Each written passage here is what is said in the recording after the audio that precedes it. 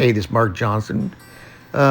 This is a guitar. It's an Epiphone, 1968, we believe, that came to us, and it was severely damaged. You can see big hole in the back, stickers on it, scrapes and scratches. There was a hole in the head about the size of a pencil. You could stick a pencil through it. The braces on the inside were cracked, and some were broken and disconnected. I put super glue here in the hole with some wood and then super glue, and here's after we sanded it, wet sanded it. It's getting better. Chose some walnut veneer to apply to a piece of, I think it was maple maybe, so that I could repair the rosette. The rosette was severely damaged. I couldn't, just no way to get it back to its original look. So here you see me cutting dangerously. There's the rosette, not a perfect match. You can see where the rosette was completely damaged. I cut away the bad, clamped up the walnut. I think that's walnut. And I didn't like how tight the edges were, so decided to put some little bit of binding around the edge to kind of finish it off. I've never done binding before, so this was, especially not on a rosette, was new to me. Super glue, and yeah, you'd think you just put the glue in the gap and put the binding in there, but you guys know super glue. It's sticks to things you don't want it to and sticks to nothing you want it to. So I'm not going to show you the whole travesty, but it was a monumental debacle. Me trying to get this in there. I guess this is the end of it. Me finally figuring out, hey, use a knife. The guitar had huge cracks in it, and the neck was like at a 45-degree angle to the body where it had been cracked and pulled away. The back of the guitar had a hole in it, and it was up about 2 inches from the rest of the back. There it is, Epiphone, Kalamazoo, Michigan. That was the bracing to the underside of the front of the guitar. We had to replace some of the material in it. There's the rosette and the cracks. You can kind of see how deep they were. This is super glue, filling the cracks with super glue. And then, of course, wet sanding the heck out of them. That took, I don't think an hour would be wrong in saying. Just another shot of the wet sanding and looking halfway decent. If I went too deep, I would end up just having to redo the whole surface. So I went down to got as many out as I could. Me just scraping the binding. I got some overspray on it. Kind of was fun, very satisfying. Probably the easiest of everything done on this guitar was scraping the binding. A little too much footage of it. Let me see what it feels like. Yeah, there we go. Oh, that feels nice. I'm a goober. So here's monumental mistake. The can had a white spray nozzle, and the paint was white. So it looked like it was clear. And of course, I couldn't find on it anywhere where it said what it was, but it was sitting in the spot where my clear was. So I had to tear all that off. And this is what we ended up with after wet sanding and all that. No finish on it yet. Got it masked up. And then I'm tack clothing it here with my dog, Izzy. Izzy Australian born.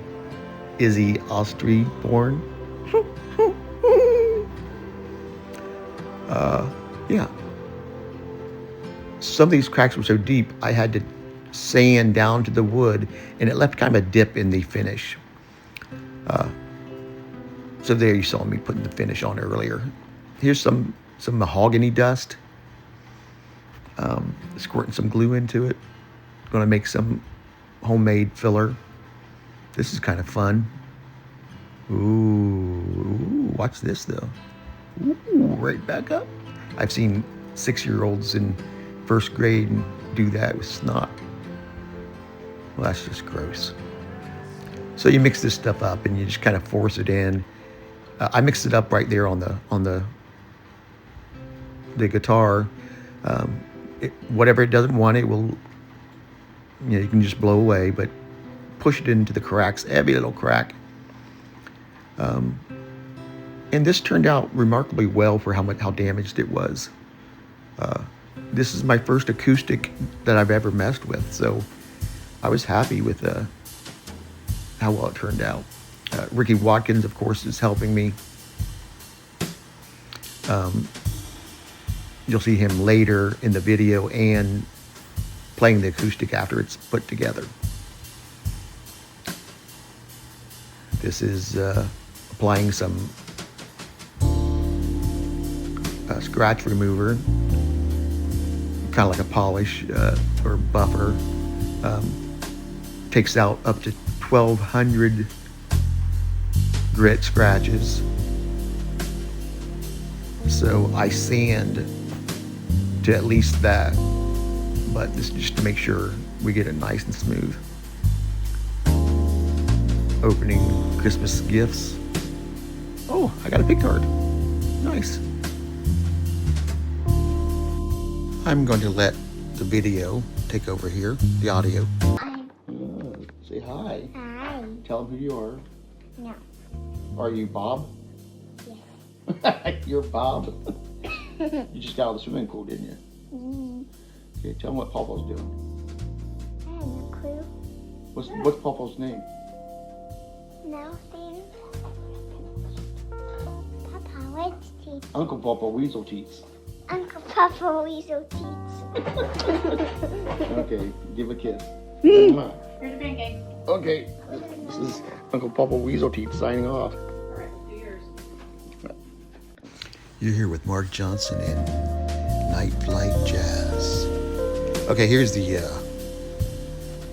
rosette after it's been repaired, and the back of the guitar actually had lifted up about 1/8 of an inch. It had to be clamped and clamped rather. It had cracked here at the neck pocket, much more severe than it shows there, from the neck being pulled away, and that's that spot that I repaired on video earlier. Still rough, I need to sand it, which I think is what's coming up. My wife is complaining because I'm using her cup that she's drinking from as a pedestal for the camera, or not a pedestal. What is it called? That's right. Okay, she forgave me. I had her cup, my camera on top of it, so I could spin it and move it around. And she apparently didn't like me using her cup that she was drinking from as a camera tripod. Okay, so I'm just cleaning up the area that I had put the glue in the sawdust and sanded it and cleaning it up as I said. I'm going to go over it. There it is. It was a massive hole, and I'm gonna go with some markers here. I'm here with Ricky. He's off camera because this isn't really about either one of us. It's about what we're doing to the guitar. But there's his shoulder right there. Not nearly as nice of a shirt. But yeah, that's Ricky Watkins. Did a lot of work helping me on this guitar. He's the guy who gifted it to me. So I guess I should let the video do this. Here we go. Dreadnought, and it's got the whole shebang. It's got the bridge that raises and lowers. What else has it got? Ghost fret? Yeah. Not, what do they call it? Zero fret. Zero fret. And Beautiful neck. yeah, the neck is gorgeous. And we are a big mess up in the back that we've repaired. See if we can get a closer view of it. There you go. Got some dark stuff in here. Oh, that bugs me that end's messed up. Black is what I'm looking for. There's some darker grain in there. And once we get this in here, we're going to kind of blend it with our fingers. Ricky and I have been working together on this for a while. Right now you see me doing this, but we together have worked on this a lot. So in this particular case, it's just me doing this, but that doesn't mean that we haven't worked on it together. What else we need to say about this, Ricky Roo? It's been a real adventure work. It has been, hasn't it? We've traversed through mountains and valleys and Shadows. ogres. Were there any ogres? No. Oh! my camera, my beard. No, Ricky knows my beard is short, darker. That's just some inside info on my beard for you guys out there. You know, there's got to be at least 5, 6 people watching this at some point. No, I think there's about 7. You're so optimistic. Okay, I think we're done with this video. You just gotta let it dry. Take the hair dryer and dry it. Yeah, I need to get moved. Okay, so we let it dry. We applied some clear true oil, because when you use markers, it looks really nice. It can look almost exactly like the wood, but everything underneath the wood, underneath that sheen of gloss, looks shiny, and then the markers look flat. So you have to put a sheen over top of everything in order for it to all kind of feel like it's got the same sheen. And here you can kind of see that it feels a little bit more homogeneous. Is that the right word? Feels like it's one thing. It's a little pink. You can see it's a little pink, and that's okay. It turned out really nice, and we're very happy with how the back turned out. Super thin coat and just build it up to like what, maybe 10 coats. Okay, we spent most of the time taking the cap off the true oil. Yeah. Here you can see Ricky using the alcohol markers to fill in those leftover scratches and cracks from the neck breaking. What happened is the neck was pulled forward about, I don't know, I said 45 degrees, but not quite that much, maybe 30 something or 25, and the head upward, and it just pulled the actual neck pocket box out of the back or the front of the guitar, right in that area that we're looking at right now. So Ricky went in there and did a nice job of disguising those cracks. Not sure what color we're using, but yeah. And then next, it was about steel wooling the whole thing. Just spent forever just getting it real nice and smooth, as nice as we could get it. And there's some markers being thrown around. Here we go. That's right. Mark Johnson with Iconic Sight and Sound Studio. My wife's here in the kitchen with me. Say hello, honey. Hello, honey. I knew that was coming. Like a numbskull, I didn't videotape all of it. I didn't even take pictures of the guitar when it first came to me. So, yeah, I don't have all the damage that was done. I'm sure you've seen this. It's simple, and it creates a lot of, it doesn't create, it reduces problems with tuning. So you put it through the string hole. The rabbit's being chased by the fox. It runs around the tree. I know this is silly, but how I remember it and how I teach students. It runs under the bridge, away from the fox, run over the bridge, then back around the tree, where sometimes I'll say it gets eaten by the fox. and the little kids think that's funny, or they think it's terrible. What this did, it's created a little loop. I'll zoom in on that in post-production. And then when you tighten it up, it locks down on that loop. And I'll tell you what that does here in a second. So what I'm doing now down here is I'm taking my thumb and I'm pushing down towards the nut while I'm lifting up in the back. You can't see that. Let me rotate my cup. There, see? The reason why I'm doing that is to create as much tension as possible while I tighten this up, because you don't want a loose wrap. That's why your guitar goes out of tune, is it's loose in there. And with this little wrapping system, man, these things are tight. It locks down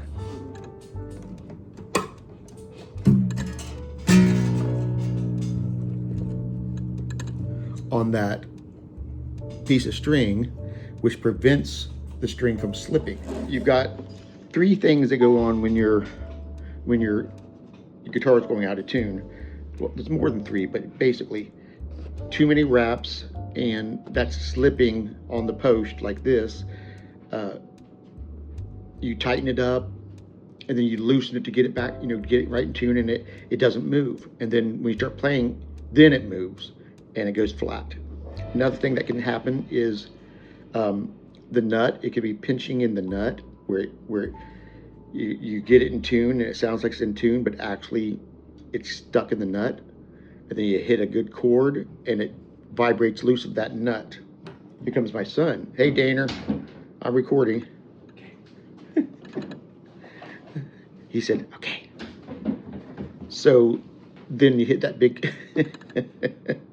that's my son. Boink. Oh, stop it, stop it. Okay.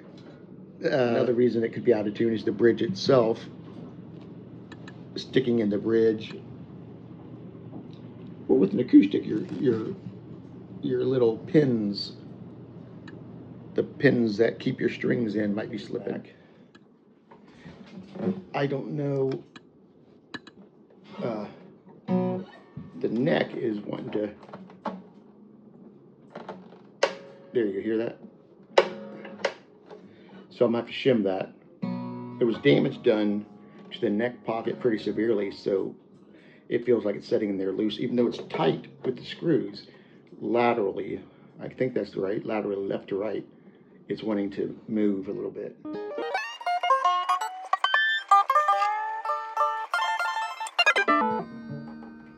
Ricky is the acoustic guitar. With that having been said, here's Ricky playing a few pieces on the guitar. I think they're original pieces.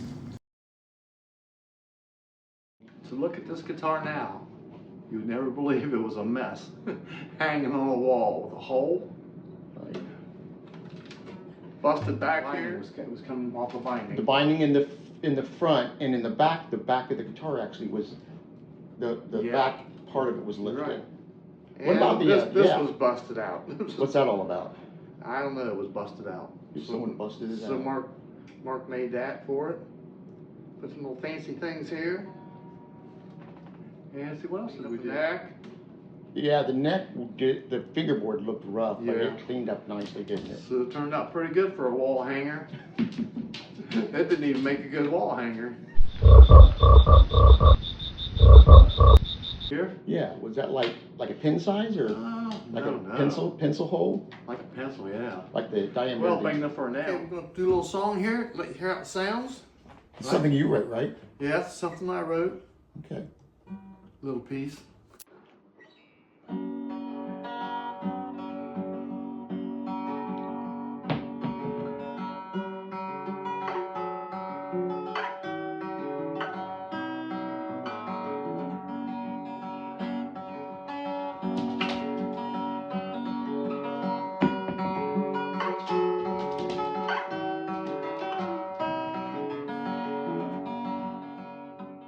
This in here is I want to play Chad Atkins, but I couldn't.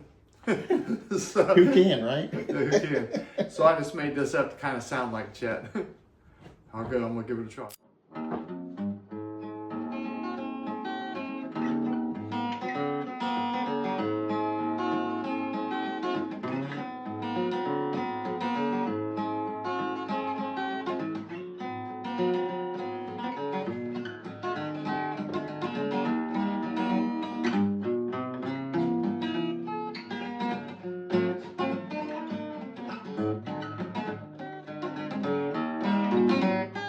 Wow. Surprising There's though. a storyline behind this. Yeah, what's the storyline? I had it down in my basement for years, and I was down there doing something. I pulled it out, and I said, "Man, this doesn't look bad at all." And it's not as bad as I thought. I said, "I bet Mark can fix this." And I thought, I'll just give it to Mark. He's my buddy. I'll give it to Mark. Oh. So I brought it over and gave it to Mark, and look at it. So I said the other day, I said, "Mark, you know what? I think I'm gonna take it back." And I graciously said no. And he said, No. I won't tell you what he said. Whatever.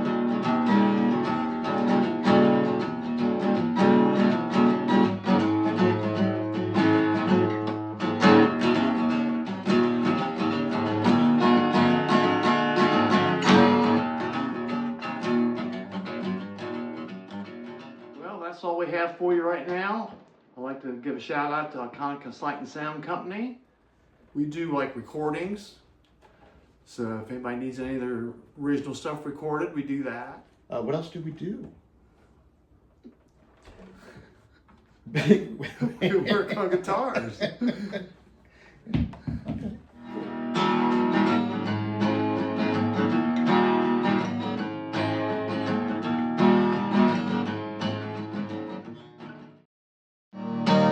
Okay, Mark Johnson. This has been the Epiphone 68 Dreadnought build or rebuild. Let me know what you think.